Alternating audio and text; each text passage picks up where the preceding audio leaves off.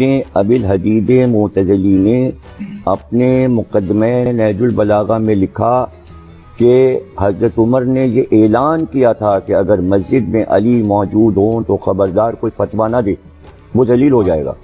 علی کی موجودگی میں اگر فتویٰ دیا تو اس کے معنی فتویٰ اور شریعت جو علی سمجھتے تھے، یہ بات حضرت عمر بھی جانتے ہیں۔ خلافت کے ہر ادوار میں علی کی حیثیت ایک بڑے عالم کی تھی، جیسا کہ ابھی آپ نے بھی فرمایا، آپ نے بھی فرمایا، خان صاحب نے بھی فرمایا۔ تو ان چیزوں کو ہمیں بار بار بیان کرنا چاہیے۔ تو اب علی کو بھی عالمین کا ہونا چاہیے۔ تو اب اگر مولا کائنات کہہ دیا تو اس میں کون سے شرک ہو گیا، کون سی مصیبت آفت آ گئی؟ اب مولا کے معنی ولی ہیں، بے شک۔ اب ولی کے معنی اگر 18 معنی ہیں تو 18 معنی میں سے 17 معنی رد ہو جائیں گے، اس لیے کہ اللہ خود اپنے کو ولی کہہ رہا ہے، میں ولی، رسول ولی، اور وہ تیسرا ولی ہے جو رکوع میں زکوٰۃ دے رہا ہے۔ تو اللہ جب ولی ہے تو اب 17 معنی ولی کے نہیں ہوں گے، ایک ہی معنی ہوں گے۔ جو اللہ کے لیے ولی ہوگا وہی رسول کے لیے ولی معنی ہوں گے اور وہی علی کے لیے ہوں گے۔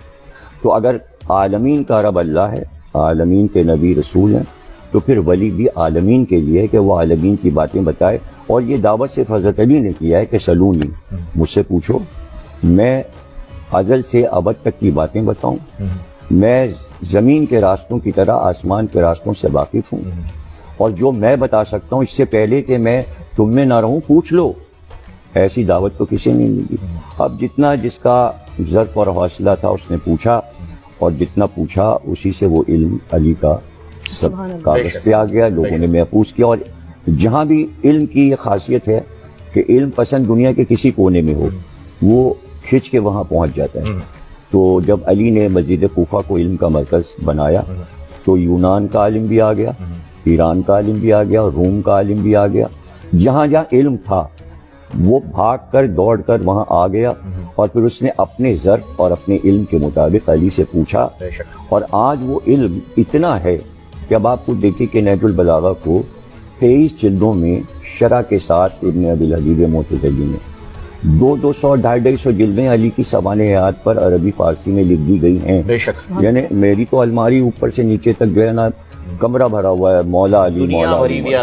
یعنی میں نے ایک پورشن صرف نہج البلاغہ کا بنایا ہے، ایک پورشن صرف ولایت علی کا بنایا ہے، ایک علی کا سوانح حیات کا بنایا ہے، ایک علی کے علم کا بنایا ہے۔ صرف آپ وہ کتب خانہ کمرہ میرا دیکھ لیں جو علی سے بھرا ہوا ہے۔ اور دنیا کے کتب خانے، یعنی میں دنیا کے ہر بڑے کتب خانے میں گیا ہوں، کانگریس لائبریری واشنگٹن گیا، ہالینڈ کے، جرمنی کے، فرانس کے، لندن کے بڑے کتب خانے، آپ یقین کریں صرف میں کہتا تھا علی، تو لائبریرین جو مقرر ہے انڈیا ہاؤس لائبریری میں، بہت بڑی لائبریری ہے، وہ بس کہتا تھا اور وہ چیز لا کے میز پہ رکھ دے۔ وہ کہتے تھے 2 منٹ میں کتاب آتی ہے، وہ چاہے کسی منزل پر ہو وہ جناب آ جاتی ہے۔ میں نے کہا حضرت علی پہ جو انگریزوں نے کتابیں، انہوں نے تھوڑی سی دیر میں جناب ڈھیر لگا دیا۔ بالکل سبحان اللہ، یہی وہ علم۔ اب اس میں آپ کو ایک واقعہ سنانا چاہ رہا ہوں، جو لوگ سن رہے ہیں۔ ایک عیسائی عالم ہے، اس کا نام ہے جارج جرداق۔ ابھی عدل پہ بات کر رہے تھے مولانا، تو اس وقت مجھے یہ بات یاد آئی۔ تو جارج جرداق نے ایک کتاب لکھی حضرت علی پر، اور اس کا نام اردو میں ترجمہ میں بتا رہا ہوں، ندائے عدالت انسانیہ۔ ابھی مولانا نے حضرت عمر کا ایک واقعہ سنایا کہ وہ صرف اسلام کے فیصلہ کرنے والے نہیں بلکہ کائنات کے ہیں۔ بے شک۔ تو اس نے یہ لکھا کہ علی عدالت انسانی کے فیصلہ کرنے والے، یعنی آواز آ رہی ہے انسانی عدالت میں علی علی، وہ اس نے لکھا۔ وہ پبلشر کے پاس چھاپنے کے لیے لے گیا، تو اس نے کہا بھائی کاہے پہ لکھا؟ اس نے کہا حضرت علی کا نہیں تو مسلمانوں کے خلیفہ اور امام ہیں، تم نے ہم کیوں چھاپیں؟ عیسائی پبلشر نے کہا۔ تو وہ کئی جگہ گیا اور کتاب نہیں چھپ پائی۔